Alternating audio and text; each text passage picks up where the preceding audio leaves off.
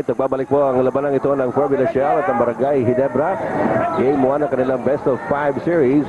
Alalahanin po ninyo kanina kung hindi po ninyo inabot yung ating unang semifinal game between Tanduay Rum and Alaska. Pinanalo po yan ng Tanduay Rum by 2 points. An exciting game there, 86-84 ang naging score po. Doon sa labanang ito, Tanduay winning their initial encounter over Alaska. Well, best of 5 man yan, pero may kasabihan tayo, iba na yung nauna, no? Medyo kung makadalawa kayo, ang laki na ng pressure mailalagay mo sa kalaban. Isa na lang kung sakasakali. Samantala, Jerry Esplana nakalusot na naman. At ito, 14 puntos ang kalamangan ng Formula Shell over Barangay Ginebra sa pag-uumpisa po ng ating third period. Medyo matindi rin kasi yung pinagdaanan nitong Barangay Ginebra, no, Dr. J. Unang-una, yung playoff against Santa Lucia. Pagkatapos, dalawang mabibigat na game against the then league-leading Mobiline Foam Pals, whom they eliminated in the quarterfinal round. Yan ang number 8 seed beating and number 1 seed. That is very rare. No? It does happen, but that's rare. No? Even in the NBA, that's been rare. I think Denver did that against Seattle. And then, well, New York has the chance to do it this year if they beat Miami tomorrow. No? Pero titignan natin yan. Pero itong sa Barangay Ginebra, nagawa na nga nila. But they are still trying to even get to the higher plane by winning the semifinal round. Whoa, Elmer Lago coming up with a PLDT long-distance shot, and that will cut the lead down to 11 points at 39-28. Alam natin, itong Barangay Ginebra is the number 1 3-point shooting team in the league. Yeah, because of guys like Elmer Lago at Val David. Sumagot ng 2 puntos dito si Noy Castillo. His first 2 points of the ball game. But what a time for it to come to try and quell an uprising here being started by Barangay Ginebra. At 13 puntos na naman ang abante ng Formula Shell. Titira na naman si Elmer Lago from that same spot. Another PLDT long distance shot for Elmer Lago. Pag ito pumutok, malaki rin ang magiging problema ng Shell dahil sa labas tumitira ito. Katulad ng sinasabi ng lahat, of course, pag tumitira ka sa labas, bumubukas yung ilalim. No? Samantala, Noy Castillo, open shot here for Benji Paras. Chris Jackson picks it up. Si Noy Castillo natitira na 3. Was that a 3-point shot? Yes. Sinagot ni Noy Castillo yung dalawang 6 points ni Elmer Lago with 5 points of his own. So yung 2 guard ang umi-score dito sa start ng third quarter. Ito na sinasabi mo pag-pick up ng scoring, Dr. J. You can't have bogeys all the way. Lalong-lalo na pag-professional. Hindi pwedeng bogey ng bogey yan. May gagawa ng Verdi dyan. May eagle pa. Si Elmer Lago. Elmer Lago, of course, instrumental in getting Barangay Ginebra to this next level, which is the semi-final round. Nakita niyo naman yung laro niyan nung nakaraang Miyerkules. Matindi ginawa niyan. Big Pablo overshooting it. Chris Jackson picks it up. They still have 8 seconds on the shot clock. Chris Jackson looking around, decides to go for it. Wala. Na-pick up naman ni Elmer Lago. But he sees the defense of Formula Shell. Apat yan hindi niya inatake. 4 sila. 3 lang ang kalaban. Ito si Noli Locsin. Ang madali. Hindi pa gumagana itong laro ni Noli Locsin dito sa game na ito. Noy Castillo karagawang sa Benji Paras pero wala sa pwesto. Marlo Aquino to Noli Locsin at center court. And Noli Locsin says, teka muna. Benji Paras has missed all of his 3 attempts dito sa quarter na ito. Now he's 3 out of 9 from the field. Oo nga. Ganun pa man ay lamang pa rin ang Formula Shell ng 11. 44-33. 8:20 remaining dito po sa ating third period. May foul sa atake yata ni Wilmer Ong. Jerry Esplana ang tatawagan ng kanyang pangatlong personal foul dito po sa larong ito. Problema rin yan para sa Formula Shell. 3 na personal foul ni Jerry, and we're still early here in the third quarter. 8:19 left. Of course, Val David also picked up 3 early fouls back in the first half. Steven na pala siya. Ganda. Medyo mahirap na tira yun para kay Wilmer Ong, but he got it to go. Credit the assist to Marlo Aquino. Alam naman natin hindi very flexible ang katawan ni Wilmer. But that was a nice cut, and he kept his composure, made a good shot. The lead is down to 9. 8 minutes left. Pinag-aaralan na nitong lumibal na dito si Castillo. Masyado ka na maraming ginagawa. Ito na naman si Benji from the outside. That time he hit pay dirt. 1 out of 4 in this quarter. Benji Paras has 8 points in the ball game, but he already has 7 defensive rebounds. Ayan naman ang alam natin na multidimensional player. Ito, isa pang multidimensional player. Noli Locsin now taking it strong. What happens because people now have to think of Elmer Lago. Yung sa labas. kanyang mumapantay, hindi nakaka-sat down dahil baka biglang pasahan yun ay tumitira sa labas yun. At nagpapapasok. Oo. Here is Plana's pass to Benji Paras. Noli Locsin from behind. Tatawagan ng swap ito pa nagkakamali. Pangatlo ito ni Noli Locsin. Pablo, the first half with 14 points. No? And I remember that foul of Noli Locsin. We remember when Richie Dixon was still playing for Formula Shell. Hinebra rin yan. Na-foul ni Noli Locsin yan in the last play. 3-point attempt. So 3 shots yun. Lahat pumasok. I think nagkaroon ng overtime o natalo sila doon. Eventually, natalo rin sila. So, naalala naman ni Noli yung kanyang foul from behind there. No? Maraming history ito. Maraming history ang Shell at Barangay Ginebra. Napag-usapan nga natin yan. Napakatagal lang labanan yan. Talagang punong-puno po yan ng kulay at aksyon. Pwede tayong to write a novel about that. Pwede tayong abutin ng gabungan. Ito na naman si Elmer Lago. Elmer Lago sizzling hot here in the third quarter. This guy came from Pure Foods last year, no? That's right. Sinasabi sa akin ni Coach Rino na gusto ko ito pag lumipat ito sa akin. Magpapasalamat ako. Pero ito naman si Victor Pablo from the outside. Sa pool yung tirang yon ni Vic Pablo, and he continues to score para sa Formula Shell, giving the Zoom Masters another double-digit lead at 11, 50-39. Ito na naman si Noli Locsin, nilabas kay Mal David. Mal David trying to circle around the defense. Marlo Aquino underneath. Binigay kay Noli Locsin. He is right in front of the basket and he scores. The scoring certainly has picked up here in the third quarter, as expected. Birdies are all over the place. Dami ng nakikita mga pagkakataon dito na hindi sinasayang na magkabilang pupunan. Lamang pa rin na Siyam ang Formula Shell. Jerry Esplana, 7 seconds on the shot clock against Elmer Lago. Esplana turns around and fires. Pero nandiyan dyan si Benji Paras. Trabaho na naman ginagawa ng Tower of Power dito. Kahit Marino. Narito si Noy Castillo. With a pick from Vic Pablo. That's the roll.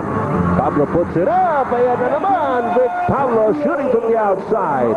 When they pick and roll, you've got to roll out to him because that guy can shoot that 18-20 footer just like the mailman. So, Malo, ganun na gusto niyang tira.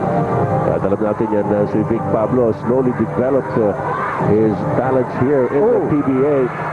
The kick out will result in a backcourt violation para sa Barangay Ginebra. Another turnover for them. They're down by 11 points. Meron pa tayong 5 minutes and 22 seconds remaining in the third quarter. Malayo pa po ito mga kaibigan. At alam naman natin, pag itong dalawang kapunan ng naglalaban, marami pong pwedeng mangyari. Abangan po ninyo after this timeout.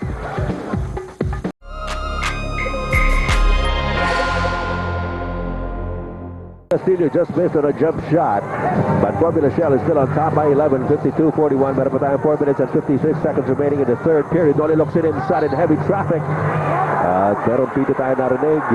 Well, Noli Locsin reacting a bit. Medyo hard foul kasi yun, natamaan siya, pero talagang naglalagot dito ang coaching staff ng Formula Shell dahil here is a very clear case of traveling on the part of Noli Locsin. Kaya ang daming hakbang na hindi na ma-dribble ang bola pag hinto niya. Kasi he got a good break there. At yun yung near reaction that you saw in the slow-mo brought to you by Smart Grill Crusher Express.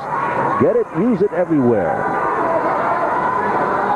Mayong gabi sa atong mga higalang kanunay nagtanaw na ining atong tulumanon ang mga dula sa PBA labi na din ha sa Cebu o sa Ormoc.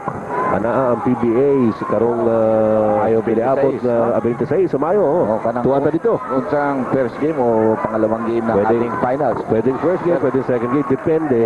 Sa finish ng fourth. Pero mato muna tayo sa Cebu. Ato taagi, pwedeng hapon. Pwedeng hapon. Ormoc. Kanang amigo si Dodong.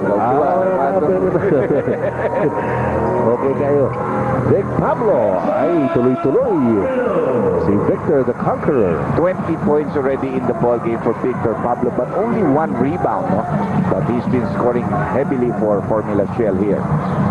Samantala, Noli Locsin trying to circle around Chris Jackson. Samantala, merong offensive foul na nakita sa referee Cruz. So this will be on Noli Locsin. Dapat na yan. Oo. Pang-apat na nga niya yan. So, Not a good sign. he must keep his cool, no? Oo. Especially because medyo matindi pa itong hinahabol nila. Samantala, Johnny Escobar is brought back in by Coach Rino Salazar. At pinalitan niya si Wilmer Ong. 54 kontra 43. Lamang po ang Shell ng 11 puntos. 4 minutes and 14 seconds remaining in the third period.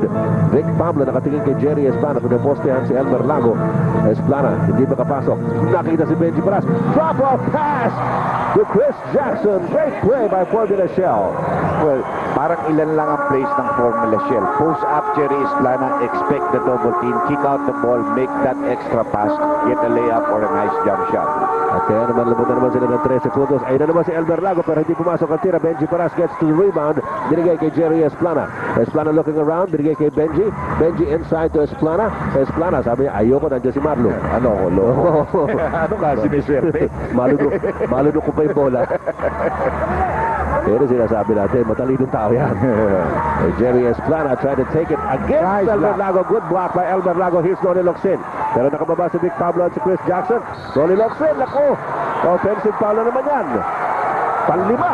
Well, Noli, I think at this stage is a very frustrated player. Alam niya, papalitan na rin siya. Gusto niyang makatulog muna bago siya pumasok. Pero magandang mag-establish ng position itong defensive player na si Chris Jackson. No? At binangga ni Noli Locsin and he picks up foul number 5. Nasa third quarter pa lang tayo mga kaibigan with 3 minutes and 15 seconds remaining in the game. Lamang ang Formula Shell ng 13 over Barangay Ginebra. Ayan si Benji Paras, ginawang 15.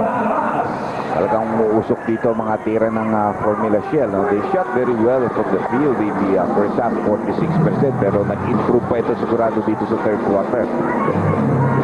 At narito ngayon ang Barangay Ginebra trying to pull themselves together. Benny Cheng with an open shot. Ayaw pumasok. Marlo Aquino hindi nakakuha ng rebound. Elmer Lago misses.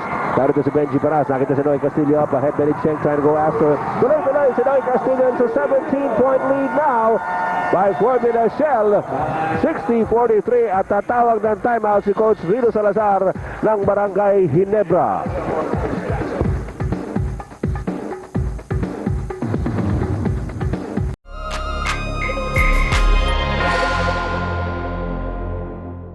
Araw ng sweldo. Tapos merong sale na naman dyan sa mga mall papunta rito at saka umulan kanina. Kaya matraffic. 3-point attempt and 3-point shot dito para kay Val David. No? So bibigyan po yan ng tatlong free throws of the foul by Jay Mendoza, second personal. Alalahanin po ninyo mga kaibigan, Noni Locsin just a while ago picked up his 5th personal foul in the game and had to be brought back to the bench. So that's a dire development for Barangay Ginebra, and it's up to his teammates on the hard court to try and make things happen. Akala pa naman natin, medyo gumaganda rin laro ni Noli Locsin nung umpisa ng third quarter. Pero bigla na siya may ito with 2 straight fouls in this period. Well, it could be a blessing in disguise kung pipick up ang laro ni Marlo, pipick up ang laro ni Val. Tapos meron pa naman mga ibang players dyan that really have to step up, you know. Jolly Escobar and Benny Cheng can score. Oh. They can score. Elmer Lagos been scoring here. So, nasa kanila na yan yung depensa nila na medyo kumuha sila ng tinatawag natin defensive stops. Well, dalawa lang ang pumasok doon sa tatlong tira ni Val David, and he cuts the lead down somewhat to 15 points at 60-45. 2 minutes and 9 seconds remaining here in the third. Noy Castillo nakawala. At huli na nung dumating si Marlo Aquino to try and help out.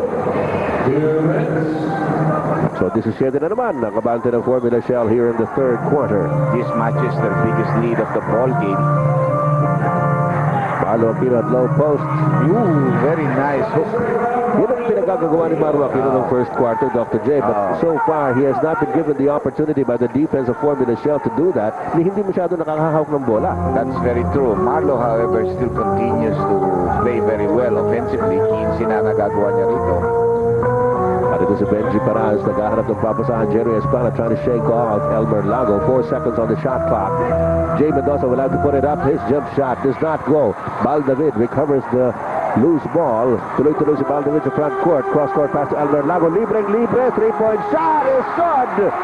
dito sa third quarter, mga kaibigan. Ito si Elmer Lagong umi-score para sa Barangay Ginebra. PLDT long distance shot for him. Well, ang pinakikita ng Ginebra in the last few games kasama ng Eddie is that they are, kumbaga sa kabayo, dirimate. They're coming from behind almost every game. No? Ito naman si Benji, pero yung kailangan mapulot mo yung mga rebound. Pag nag-miss ang shield ng gano'n, you've got to be able to pick up those loose balls. Yun ang ginagawa nila noong first quarter when they were fighting it out toe-to-toe, kumbaga, against Fort Michelle. Benji Paras, nakita naman si Jay Mendoza sa ilalim. Nagbitis Joel Dualan with the rebound, pero merong foul. Tinuturo si Joel Dualan to the consternation of the Fort Michelle bench and fans. Referee Lito Cruz calling that against Joel Dualan at si Coach Perry Roquillo with a wry smile. Alam naman natin yan si Coach Perry. Yan ang pinakagalit niya. No. Yan ang pinaka sign of expression of maybe anger or disgust. Ganun na lang yun. Hanggang ganun na lang yun. Yan ang epitome of coolness. Foul David outside. Wala. Roquillo with the offensive rebound and a hook shot. Ito nga, dirimating ang ito. Dirimate na. With only 18 seconds remaining in the third quarter. 10-point lead na lamang ito. Down from 17. And Fort Michelle wants to go for the last shot. Alam din naman ito Fort Michelle, hindi ito kumpensado, especially against a team like Barangay Ginebra. Jerry Esplana, Jay Mendoza to Joel Dualan. He will take the shot. Wala. And the finishing kick was by Barangay Ginebra, cutting down a 17-point deficit to only 10. Meron pa tayong 12 minutos na nalalabi ng pukpuk na aksyon dito po sa ating semi-final round ng McDonald's PBA All-Filipino Cup between Fort Michelle and Barangay Ginebra.